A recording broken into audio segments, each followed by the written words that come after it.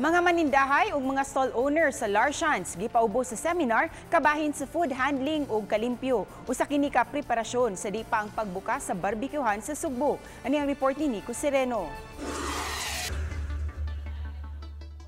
Gi-seminar karong adlaw ang mga stall owners ug mga manindahay sa Larshan's. Kapin sa 60 sila tanan nga mitambong sa seminar nga gipatawag. Gusto ang Kapitolyo nga maoy nagduma sa pasilidad nga masiguro ang kalimpyo sa dapit ug kaluwas sa preparasyon sa pagkaon. Ang food safety officer nga nag-seminar mipahinumdum kanila sa importansya nga masigurong luwas ang gipreparar nga pagkaon.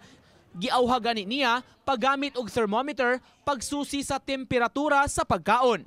But in food safety, you should use thermometer because you cannot approximate kung naluto na ba na ang sud sa inyong karne nga gi-barbecue.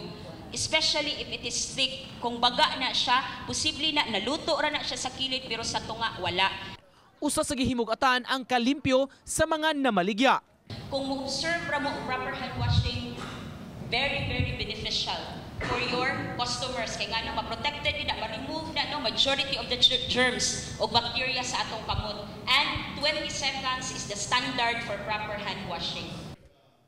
Matud sa administrator sa Larshan's, tinguha nilang mabuksan ang pasilidad ikaduhang semana sa Nobyembre. Gipaubos og 3 ka buwan nga renovation ang sikat nga barbecue area sa Sugbo sa may uptown area.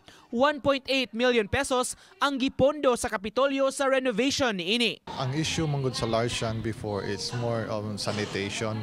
So na-involved yun na sa food handling, personal hygiene and customer service. Nindot ni siya aron makat-on jud sila ba kay magtuor man gud na sila nga sakto na ilang gibuhat apan dili day sakto daghan ni sila mangkat-onan niani. Sa pagkakaron, temporaryo una nga miistar ang pipila ka mga stalls sa Larshan's sa may B. Rodriguez Street samtang sirado pa ang maong pasilidad. Nico Sereno, Balitong Bisdak.